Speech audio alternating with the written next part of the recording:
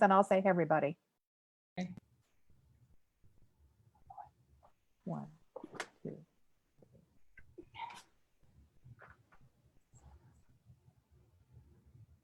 Hi, everybody. Welcome to Friends in Fiction. It's our first time, so if we mess it up, just chalk it up to it's happy hour, right? I would say chalk it up to Cheers! Here's everybody.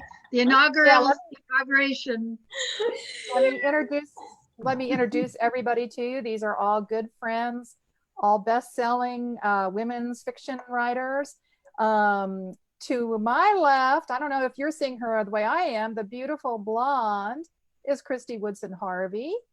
Down below Hi, Kristy. her is Kristin Harmel. And beside Kristin is Mary Alice Monroe. And so tonight we just, in this time of pandemic, we thought it would be fun to get together, talk about books, talk about our books, talk about writing, let you all ask questions. And so we're just gonna kind of play it loose tonight. And Kristin is going to be our executive producer. So I'm tossing it over to you, Kristin. Hey, Kristin. Hello, everyone. And I just have to say, if it were not for Kristin, we would all still be like kind of tossing this idea around in an email. She's really good. Yeah. I'm so good. Taskmaster. Your sugar-coated way of saying I'm really, really bossy. No, she's so good. No, but you are organized is what you are. Someone has to take the reins and get it done. And I, for one, am so grateful that you did it. Well, I'm so grateful we were able to put this together, and I'm so glad you're all here. And to those of you who are joining us out there on Facebook Live, I'm so happy that you're here and you're tuning in. So welcome everyone to Friends in Fiction, our brand new weekly happy hour to benefit local independent stores. Featuring, of course, Mary Alice Monroe, Mary Kay Andrews, Kristy Woodson Harvey, Patti Callahan Henry, and me, Kristin Harmel. And of course, Patti is not with us tonight, but she'll be back next week. You will see all 5 of us, the whole dream team, here next week. So every Wednesday for a limited time, we're going to be meeting right here to talk about books and writing, to gossip with each other a little bit, and to answer your questions, all in the name of reminding you to support your local bookseller, if you can. And each week we'll be choosing a different bookseller to support who will be offering some of us a special discount on all of our new releases. Which I love. I'm telling you about Writer's Block Bookstore in Winter Park, Florida, which is offering 10% off our new and upcoming releases through Saturday. We'll also be taking your questions live in the chat in about 10 minutes, talking about new releases from me and Mary Alice that are in stores now, and sharing some writing tips. We'll be giving away a $25 gift card to one person who commented or RSVP'd to this event, and we'll also be telling you about an opportunity to win another prize this week. So let's get started by chatting with these ladies, catching up, seeing what everyone's been up to this week, and then we'll kind of get rolling with the rest. So ladies, I'm so glad. Hello, that was well done. That was very good. Really get that information out there, Kristin. I'm telling you, misorganization. That's an art. Okay, so how is quarantine life with a 4-year-old, first of all? It's a great question. We've been doing a lot of Lego sets. We built Hagrid's hut from Harry Potter today. Oh my God, who built it, him or you? Well, you know what? It's something to pass the day. Like I don't think I would know what else to do if Legos didn't exist. So that's helping. Well, Kristy, you have how old is Will now? 6? Will's 8. 8? Yeah, he's 8. Oh so he's my in gosh. grade, and he's actually on spring break this week, which thank goodness, because the homeschooling is not a joke. Like, I was not prepared, and I've always had like a huge respect for homeschooling moms, but now I'm like, wow. I mean, it's really, I know, I can't imagine. And I mean, I'm given the curriculum every day. It's not like I'm having to come up with the curriculum. They're sending all the work and the assignments, and he's been cocktail mixing isn't part of the curriculum. The what? Cocktail mixing is not part of the curriculum. I'm assuming. Well, I'm raising puppies, and so I have there'll be we're doing different kinds of training. Let's put it that way, like where to go out and how not to bite. And it's been fun, but very distracting. Very distracting. But it's been really not a bad time. I've been cooking up a storm, not like Mary Kay Andrews is cooking up a storm, but we'll let you talk about that. But dinner has become a major focal point in our family.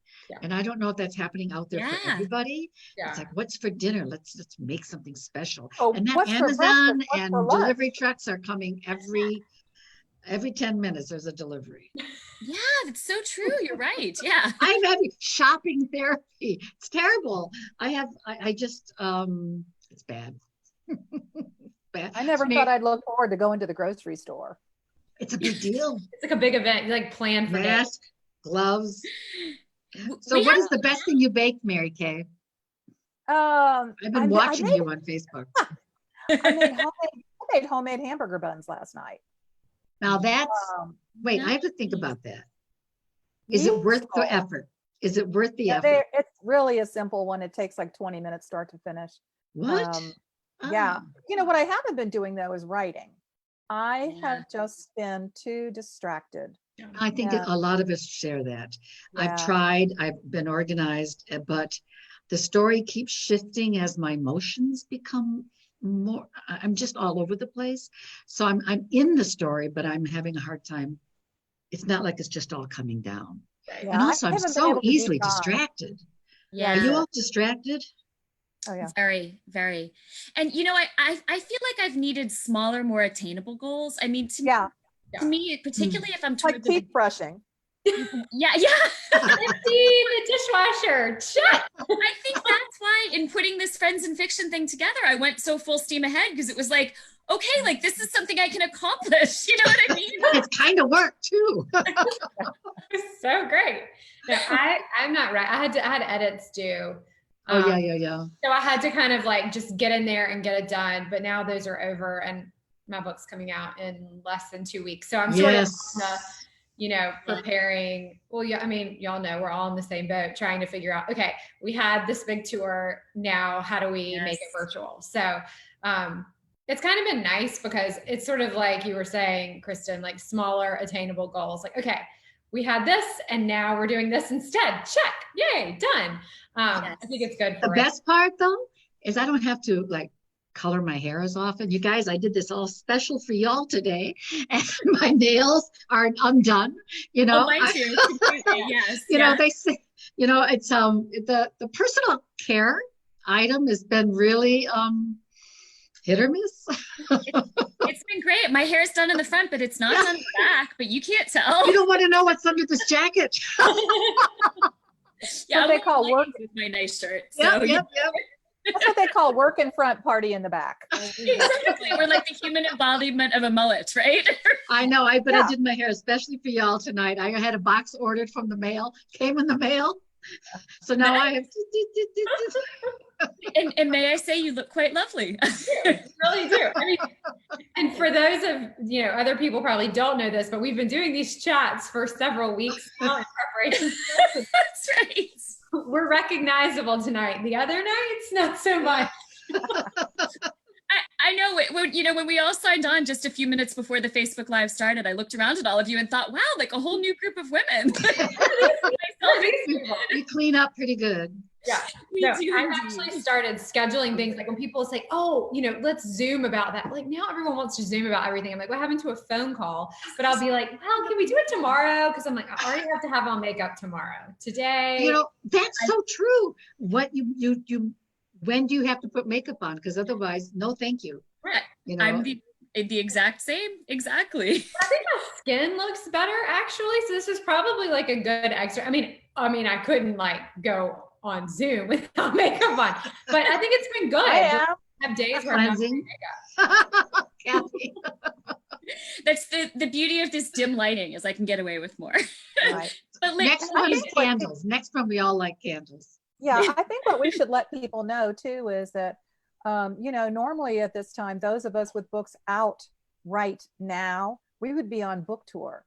And those of us with books coming out,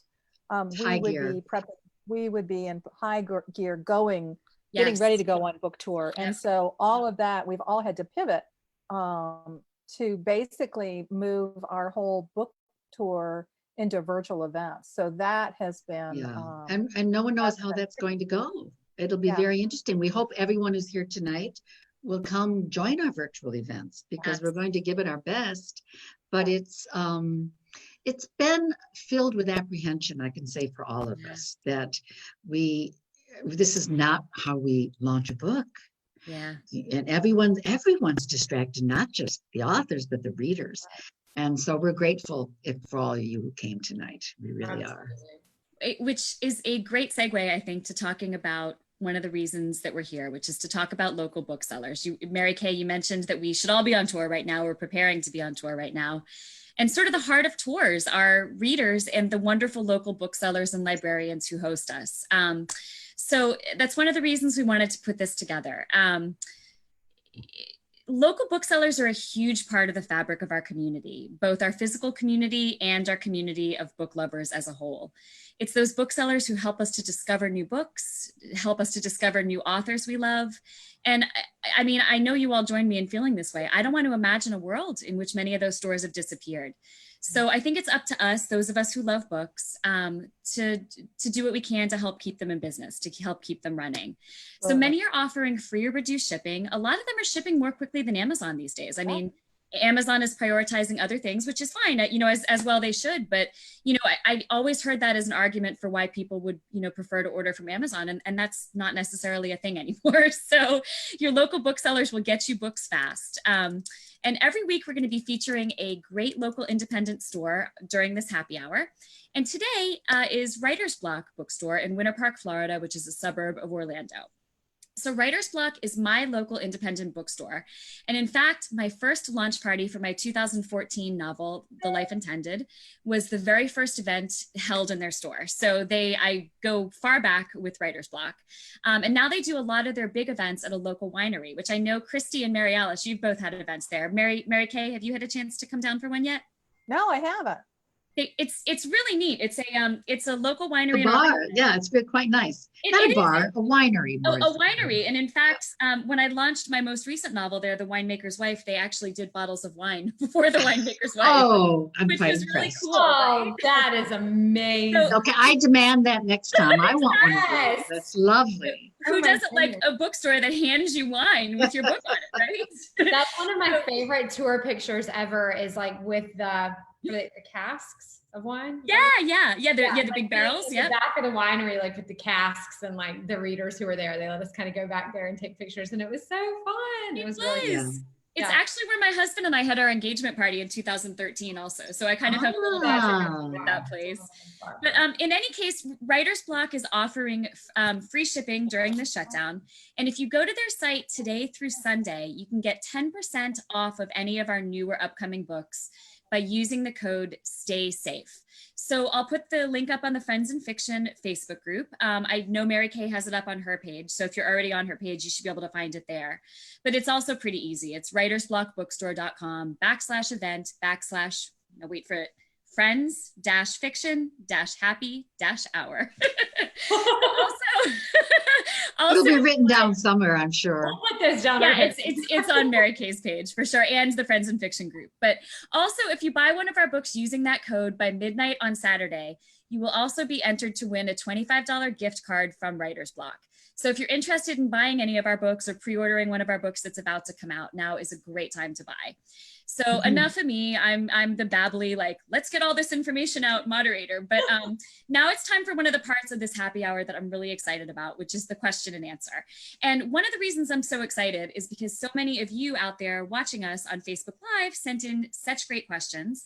And because I'm so interested to hear the answers. These are three of my favorite writers. So I'm really excited to hear how you answer these questions. So thank you all out there for sending in questions. We're going to pick three of those questions to answer now. And then Mary Kay, with the help of her lovely daughter, is going to choose another two or three questions that you ask us now live. So if you have a question for us and you're watching us, type that in the comments, and Mary Kay's daughter is going to be tracking those and picking a few of those to read to us live during the chat. Right. Katie is our camera operator. Hey, slash Katie. Production assistant tonight. Katie is brilliant because I never would have been able to figure out how to get this onto Facebook. So thank you, Katie. Thank you. It takes a village. We're also probably going to be answering some of these questions or some of your questions during the week on our Facebook group, Friends in Fiction. And we'll be answering more questions every Wednesday night. So if you've asked us something and we don't get to it tonight, keep an eye on facebook.com /groups /Friends in Fiction. And we might answer it there or just come back next Wednesday. So first of all, the first question we have tonight is from Anne Phillips, who asks, how do you build your characters? Do you start off with a story idea or people? Mary Alice, would you like to take that one? Always with, oddly, I'm the oddball here, but with species. I always begin the story with a species. And when I have done my academic and then I volunteer and I get involved with the species, I create themes, plots, and my characters are drawn from that too. So it's just, it's all comes from that source. That is odd. No, it's not, but it's what makes you unique as a writer. I think that's wonderful. And that's so cool. And I really hope people get a chance to come see you on tour, because I've gotten to hear you speak about the book you'll tell us about tonight, The Summer Guests. And I was so fascinated to hear how you came up with the idea for that story. So you do a great job explaining that on your book tour. So thank you. Wow. If you haven't seen Mary Alice live, you need to do that sometime.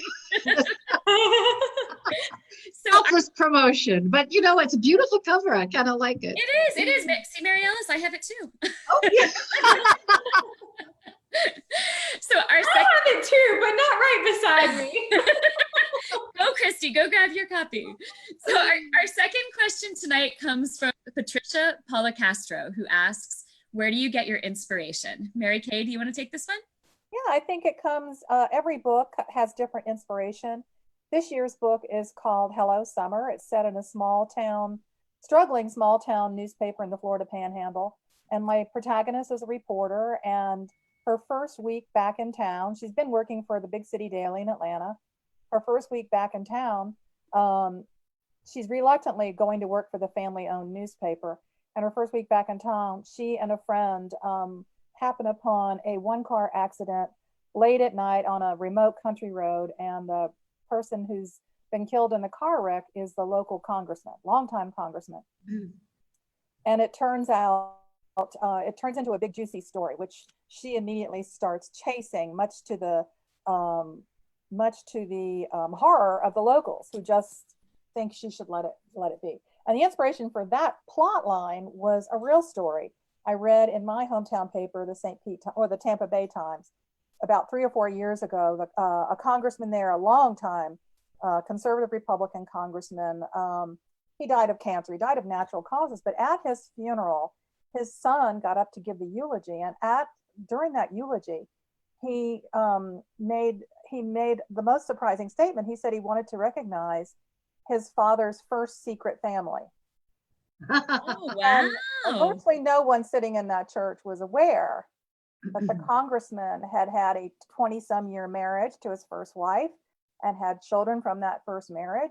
And all of that had been sort of swept under the rug over the years. And so when I read that story, and it was actually written by an old family friend, when I read that story, I thought, I'm going to someday, I'll use that. And so that's what happens in Hello Summer. My story is pretty different, but that was the inspiration. Wow. Mary Kay, that's awesome. And we have to talk about this because I grew up in St. Pete, and the first paper I ever worked for was the St. Pete Times. So well, I couldn't get hired by the St. Pete Times. I was a stringer for the Evening Independent. Oh my goodness. Yeah, the now defunct, long defunct afternoon paper. But yeah. Oh, how funny. We'll have to discuss that another night, the similar roots. How strange. Well, I cannot wait to read Hello Summer. I'm so excited. I think my copy's on the way. Kristy, now I'm going to ask a question of you, another wonderful question from a reader. So Betsy Bulware asks, do you think this pandemic will influence your future storylines? And in fact, another reader named Kimberly McCarty McMahon asked a similar question. Has COVID-19 inspired you to write any news stories or plots? Yeah, well, this is so interesting because I'm actually working on a story right now that will come out in 2022. And it's my first, it has a contemporary storyline, but it also has a historical storyline. And so part of the historical storyline dealt with the Spanish flu, not in a tremendous way, but it's certainly, you know, a part of the story.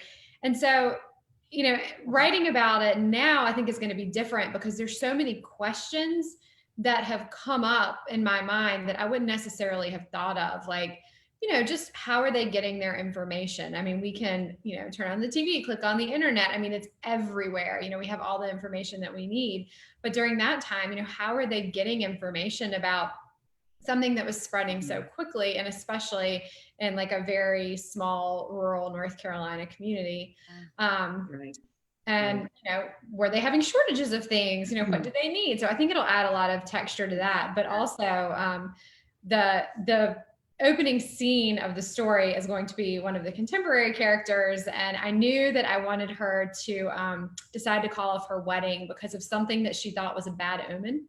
But I didn't know what the bad omen was going to be. And I didn't want a big dramatic, like 500 people in the church, call it off kind of scene. I just wanted something a little quieter. And I was like, well, maybe she was having a really tiny wedding, and the bad omen is that she can't have her regular wedding because of coronavirus. So, you know, we'll see where that goes. But if you had asked me 2 weeks ago, I would have been like, I will never write about this. You know, I think a lot of authors are going to be wondering about that thing, that very question. And I think it's too early to tell. I know I personally am actually writing about it right now. And it's going to be, the story is going to take place as I write the novel throughout the summer, because I want to see how it's going to impact the Rutledge family. But I wonder how all of us, authors everywhere, are going to, do they want to touch it or do they want to leave it? Yeah. You know, I think that's going to be very interesting to see what we all do.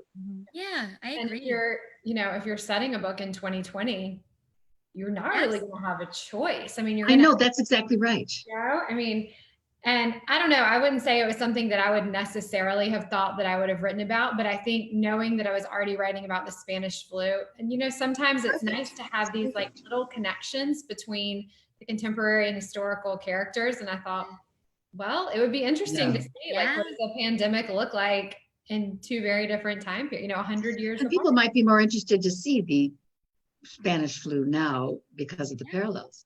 Yeah. And again, it's not like a huge plot point, but it exists. So. No, it's interesting. It's an interesting coincidence, given everything that's going on right now, that would have been what you were thinking about writing anyhow. Yeah, this has been a weird like story of coincidences in a lot of ways. So I'll be interested. I'm fascinated. I can't wait to read Hopefully it'll come together. Mary Kay, does Katie have some questions from our live viewers? Katie, do we have any questions from live people? Hang on. I'll tell you while she gets those questions to me. I don't want to write about the pandemic. Living through it right now, my readers. I can understand that. My readers come to my books for a place to escape. Yeah. And right now, my instinct is I won't. But, you know, I was telling somebody today, I don't think I will. But, you know, I never know what I'm going to do until I'm typing. Yeah. Well, I was writing about, the next one will be another beach house book. And I was writing about this family. And the setup was, on the beach in the spring as the turtles come ashore. And, you know, one of the family members is in England. And another one is coming back from California, and it's all there. Yeah. I cannot write this contemporary story without, and this is a family saga. So these are this family that's always coming together during tough times. So let's see them come together during this tough time. Okay, Katie, it just seems to have been exactly right. Katie says we have good questions. One question a couple people want to have us answer is, what was our first book and when was it published? How old were you? How old? None of their damn business how old I was. A baby. Nobody. This question is not for Southern women. Southern lady never reveals her age.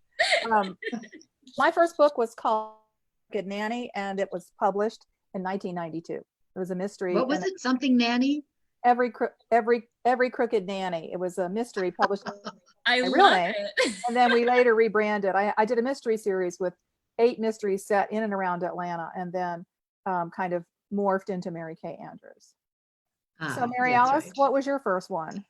My first one was The Long Road Home, and it was published in 1995. Wow. And my family called it The Long Road to Publication. And, yeah. And it was actually, I love the story. It takes place in Vermont, and it's my family farm. So I think even though I've matured as a writer in all the last 25 years, I like to think that you can see the seeds of the author in the early work. Yes. Don't you love that when you have an author you like, yep. and then you go back and read the work and you can see the growth and the change? So I think you can see it. I'm embarrassed sometimes though when people who read my books now say like, oh, I picked up your book that you published in 2006, and I'm like, oh no, like don't judge me. I've grown. My first novel came out in 2006. It was called How to Sleep with a Movie Star. Not a real how-to guide, I promise.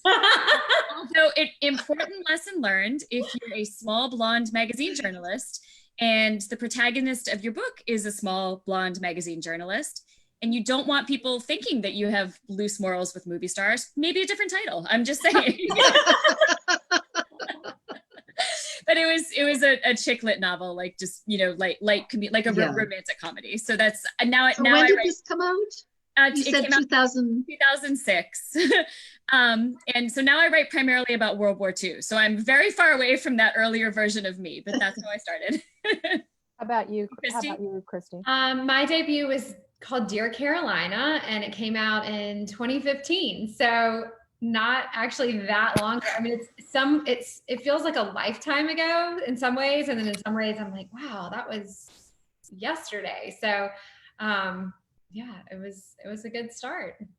But see, Kristy, unlike me, you just came out perfectly formed though. Like I found it took me like years to find my way. You hit your stride immediately. I feel like I look back and I'm like, but I said that to someone recently, and they were like, but you'll always be able to look back and see where you started and see kind of where you are now. And that is true. I mean, there is something to be said for that. And actually, a reader messaged me today that, we didn't know each other, but we were both from the same small town of Salisbury, North Carolina. And she was reading my second book, Lies and Other Acts of Love, which is set in Salisbury. And she was like, oh my gosh, like I'm reading about Sidewalk Deli and Cheerwine and Hap's Hot Dogs and all of these things. And I was like, oh, like I'm kind of glad about that because, I can always kind of pick that book up and like go back to a place in time. Yeah. And that is a neat thing about being a writer, because even when we aren't writing books informed by our own experience, I think we remember where we were and what we were doing when we were writing that book.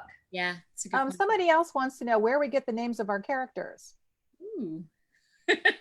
That's always an interesting question, because I don't think it's the same for every book. There are certain books where I have a theme that I'll draw like biblical names or something, or great authors, so that I know what the meaning is. And sometimes it's just because I need a good Southern boy's name, and I like the sound of both. Well, the first line that I wrote, It Feels Like Falling, was my mama always said that anybody named after royalty would grow up to be a princess. And I was like, Diana. I mean, that's it. Like, it's gotta be Diana. I don't think that's not the first line of the book now, but it's the first one that I wrote. But for the Peachtree Bluff series, I actually asked my mom to pick them. I was like on this ridiculously quick deadline, and I was like writing my heart out, and I had these kind of like filler names that weren't really that good. And I sent her like the 3 chapters I'd written, and she named Ansley, Caroline, Sloan, and Emerson for me. Oh, that's awesome. I love that. What about you, Mary Kay? I get them from everywhere. The protagonist of this book is Sarah Conley Hawkins, and her friends and family in her small town of Silver Bay call her Sarah, or Sarah Conley, which she hates. And so when she moves off to Atlanta, she insists everybody call her, and her byline is Conley. And I was looking for a distinctive Southern name. I was writing a book a few years ago called The Fixer Upper, and I had this really ornery little old lady who was squatting in a house that belongs to the protagonist of that book. And I love to read obituaries, and I saw an obituary for somebody named Picklesheimer.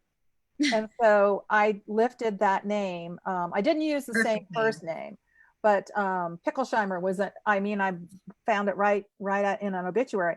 I've gone to cemeteries, old cemeteries, and found names. And then I cross-reference names. So my dog's name is, my late English setter's name was Wyatt. And so I needed a name for a sympathetic guy when I was writing Ladies' Night. And so the love interest in Ladies' Night is named Wyatt, after my dog. I think part of it too is once you really get to know who the characters are, I feel you know what that name should be. Yeah. It's not just, I rarely change it. I occasionally will, because to my mind, it's a real person. I changed. I don't know. I like to know who that person is, and he's pretty well formed in my heart and my mind when I write it. I want to know, but sometimes the guy, especially with guys, sometimes it's guys for me too. He'll do something and I'll go, well, that is not something that this guy's completely was named that would do. A Josh would never do that. You ever audition though? Like audition your character? Sometimes I see them in my mind's eye, but it's almost like, okay, this is this character A, and you have auditions almost for the way they look, the way they move, to know when it's right. It's almost like, yeah, you're the one. Yeah, good points. I like Somebody that. else is asking, what are we currently reading? And I think all of us came prepared for that answer, right? Yes. That question. What are we currently reading? Yeah. Yep. I'm reading all of your books. That's what I'm saying. I'm reading all of your books. Good answer. I like that. Very politically correct. I just started, where is it? I thought I actually had it with me, but I just started A Good Neighborhood by Therese Walsh, and I haven't read it yet, but I know it's going to be great. I heard that was good. Yeah, it does look good. I just reread a book I blurbed, which I know that's so weird to reread something I blurbed, but I blurbed it such a long time ago. And it just came out a couple weeks ago. It's called You and Me and Us. I think that's what it is, by Alison Hammer.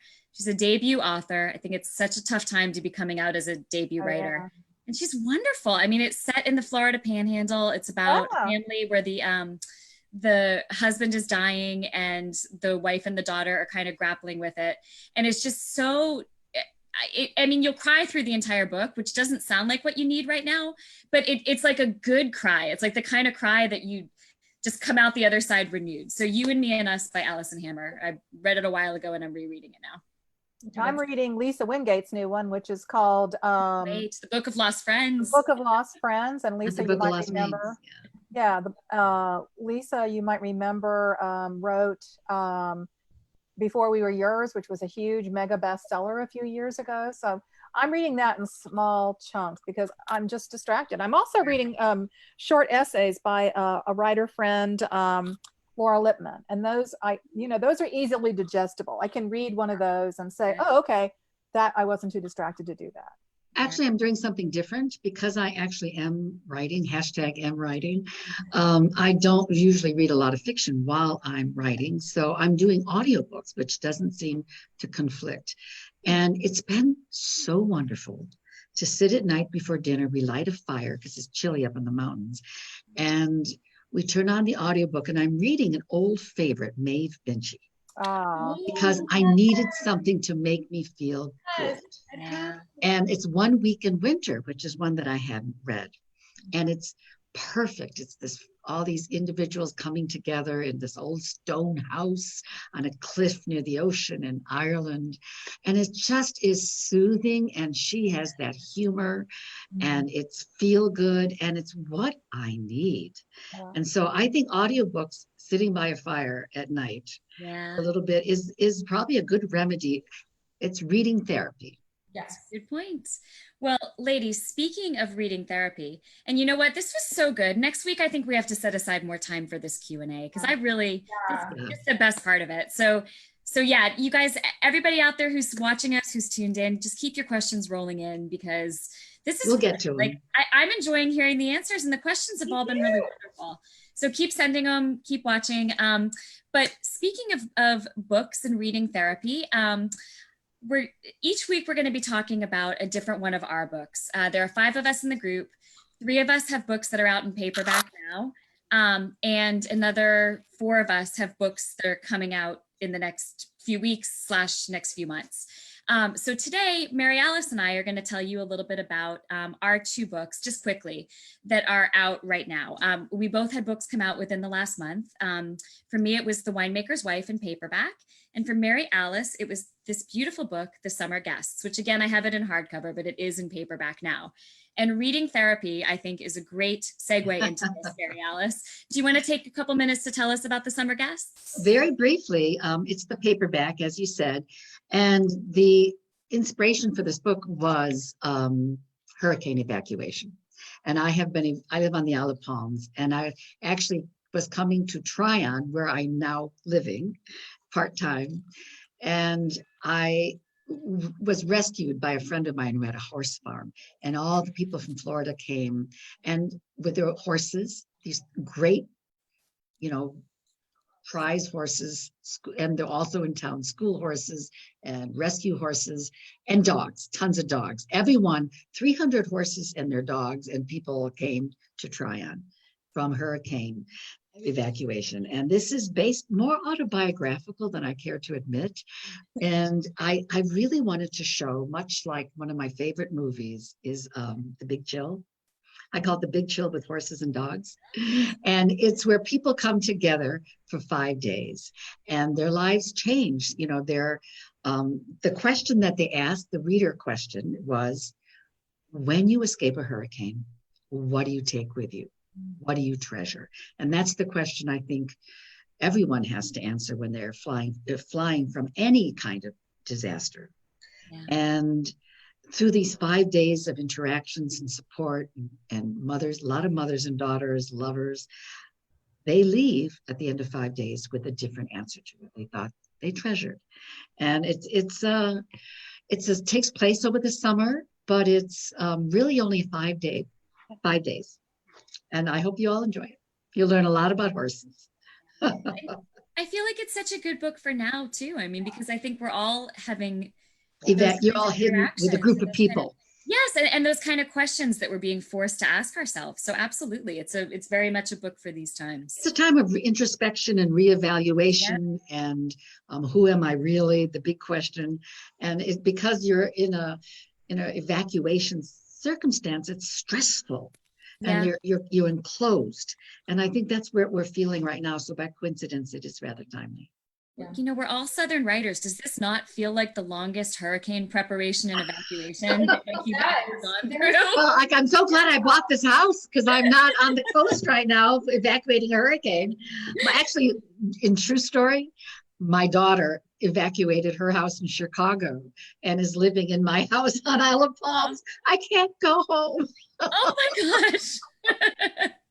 So I'm staying here. It is very similar though. When I was prepping, I bought all this water and I came home and I was like, why did I buy water? Water. I think you're so used to hurricane prep that it just was on batteries. Yes, batteries. It all those hurricane things kicked in completely. Instinct. Well, ladies, I also wanted, and folks out there, I also wanted to tell you a little bit about The Winemaker's Wife, which was the other book of ours collectively that came out within the last month, as well as Patti Callahan Henry, who will be telling you next week about her book when she takes the reins and hosts. But The Winemaker's Wife is set during World War II, which is another time period that sort of has echoes of what's going on today in some ways. I mean, it was another time where we were sort of forced to ask ourselves questions and face difficult decisions. But this is my 11th novel. It's the story of 3 women in the Champagne region of France, 2 during World War II and 1 in the present day, whose lives converge in a tale of love, loss, resistance, betrayal, and of course, delicious champagne. So it's essentially about 2 women who live on the grounds of Champagne Chauveau, which is a prestigious champagne house in the 1940s. They both become involved with the French resistance in different ways, with disastrous and tragic results. So that's my latest, World War II Champagne, and there's a little story in the present day too, but it's mostly set in the past. And I had to do a lot of research in Champagne for this book. I know a lot about champagne making. Serious champagne. I know, tough life. Gosh, I mean, I have no excuse for why I continue to drink mass quantities of champagne now that the book is written, but whatever. It's hard to give up. Exactly. But just a reminder, since we're talking about our books, just remember that at Writer's Block, you can get 10% off with the code Stay Safe of our new and upcoming releases. Hey, do we have time for one more question? From Definitely. Yeah. And then we'll move on to I thought this was such a good one. It's hard. I don't want to. No, I'm so glad. Yes. Someone wants to know what we're doing during quarantine that we don't usually do or haven't done before. Ooh, that's a good one. I'll tell you what I'm doing that I've done before, but not in maybe 20 years. I'm gardening. I'm having so much fun. I get my hands in the soil. It's soil therapy. Yeah. And I'm just picking out the seeds, and we've got my bird cages up here are empty. So I have it's my terrarium where all the little seeds are sprouting up. And we have, oh my gosh, in the garden last night, bear prints. Oh. BEAR, bear prints. Wow. I know. So I've not seen the bear, but he's up there. Oh my so goodness. It's been a real blast. So I call it my victory garden. Yeah. Wow, good for you. I love that. Yeah. What about you, Kristin? What are you doing? Are you doing anything differently besides homeschooling a 4-year-old? Well, so I have a 4-year-old son, and this is going to sound ridiculous. I live in Orlando, so and I have an annual pass to Disney World. So I'm completely accustomed to when there's nothing else to do in an afternoon, you just pick up, drive 20 minutes, and walk through the gates of the Magic Kingdom or Epcot, right? Wow. I don't know what to do with myself when that's not an option. Like, how do you entertain? I don't know. I hope you have your ears at home. Exactly. And that's been done. That's happened. I would say the thing I've been doing most that I would not have anticipated, my 4-year-old has discovered a love of Legos. And like, of course, a lot of 4-year-olds love Legos, right? So before this all started, we were doing those like 4 and up sets that are, they're challenging, but they're really suited to ages, 4 and 5. Yeah. We've done every single set of those you can buy. Christy. We're on like the 500-piece sets that are for ages 8 and up now, and he's doing them. Like he's at a higher skill level with Legos than I am right now. So no, can I tell you though? Seriously, my daughter has a child that same age. Yeah. And they on Zoom, they showed us this gorgeous like castle and all this. Yeah. He didn't build it. Mother built it. Mom built the whole thing. She's so proud. I'm so proud. That's so funny. No, Noah insists on building his. Like if I don't think about it and I put a piece on for him, he's like, Mom, and he takes it off and puts it back on himself. So. No, my Greta's at it. And I'll tell you, while someone else answers, I'll show you the Lego set that's up for tomorrow, right next to me. Kristy, what are you doing? I don't love to cook, but my husband does, so that's a good thing. So normally he's the one that feeds us.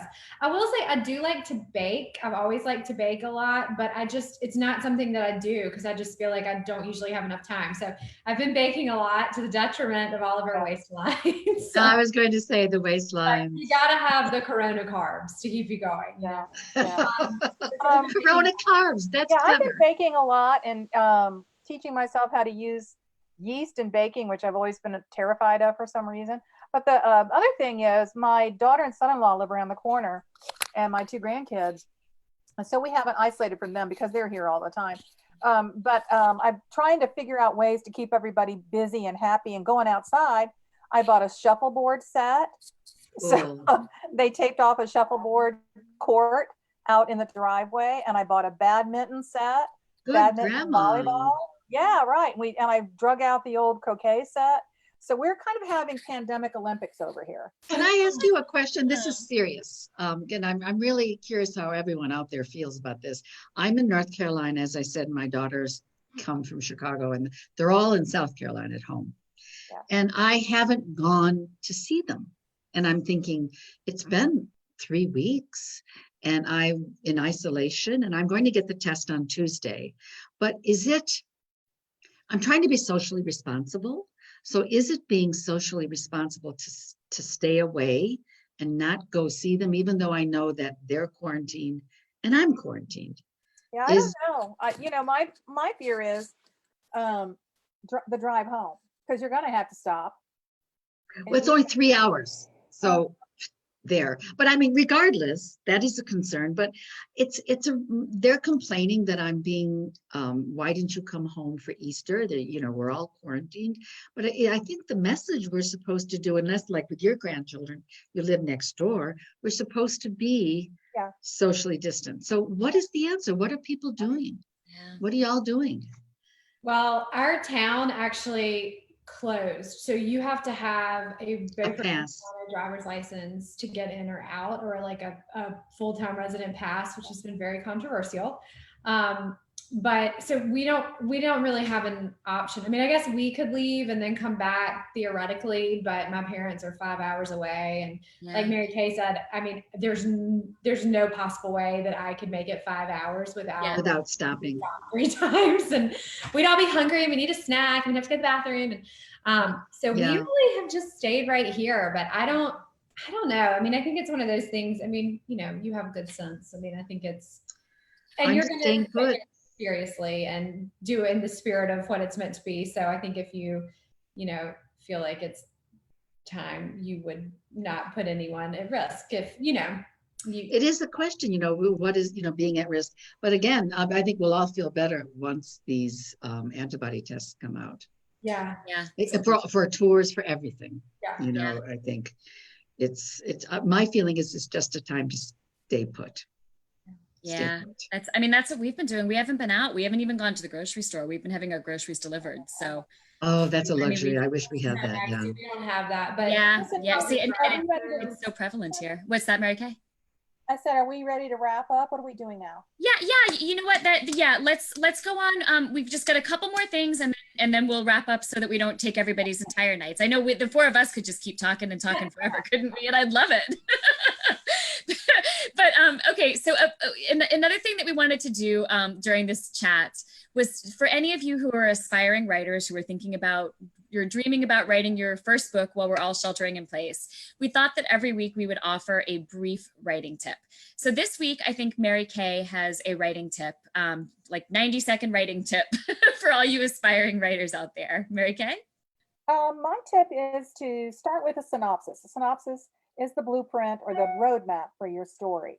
And once you start it, I always think about, I always tell people that your story should have an exciting beginning, and you should know the end if you can, so that you have a snake with the tail in the snake's mouth. So as soon as you know what your story is, try to really think out the end of your story and how you're going to get there. And then once you start, I like to write all the way through, because if you keep revising a chapter over and over and polishing it, you might have one perfect gem-like chapter, but publishers don't publish chapters, they publish books. So write all the way to the end and then go back, and then you can polish and revise.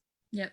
Good advice. That is a great tip, and that's certainly one that I follow. So thank you for sharing that. Another thing we had talked about doing, of course, we're highlighting Writer's Block Bookstore this week, but there are so many bookstores out there that are worth our time and worth us looking into.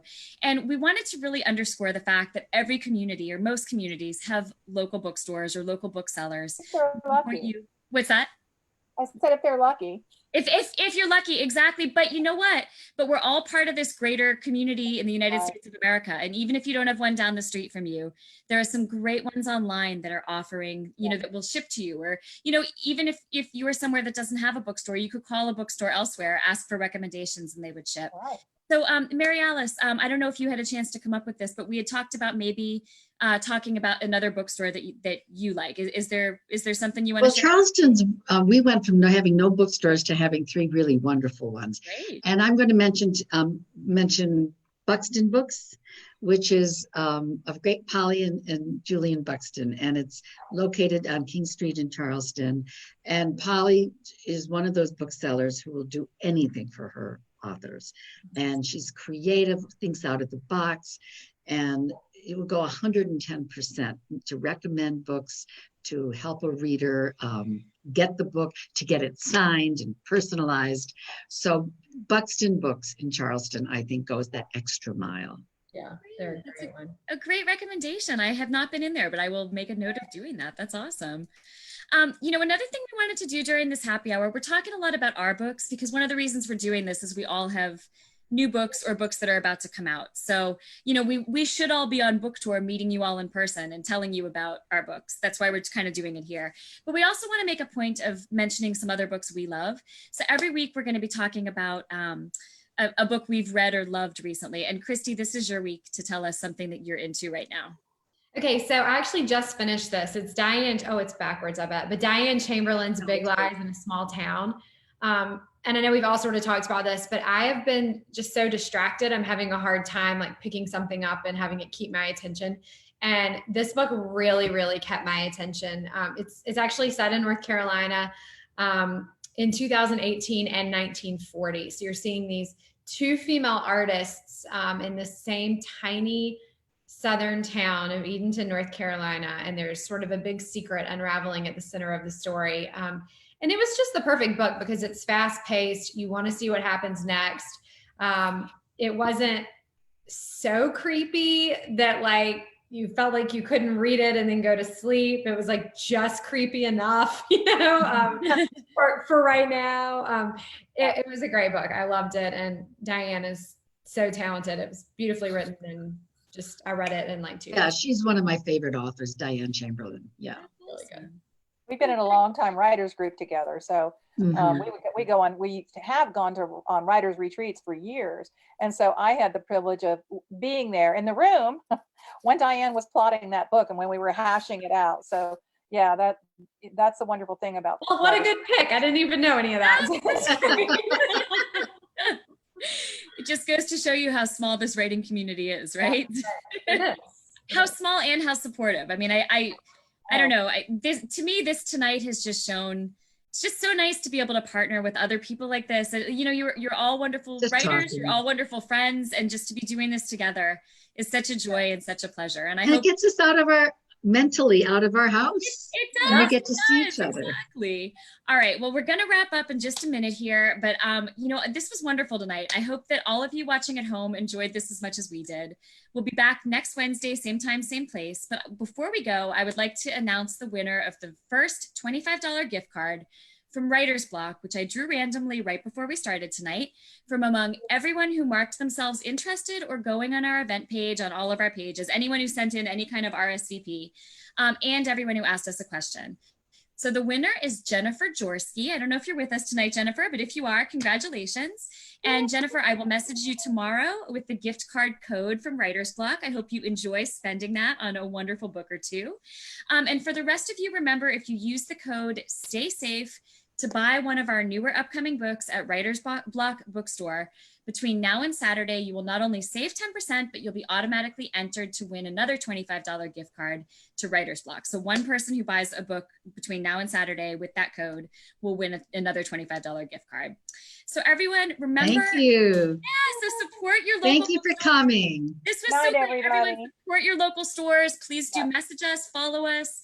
Join us on the Friends in Fiction Facebook group and meet us back here next Wednesday for more fun when Patti Callahan Henry, our missing sister in arms, will be taking the reins. Anything else, ladies?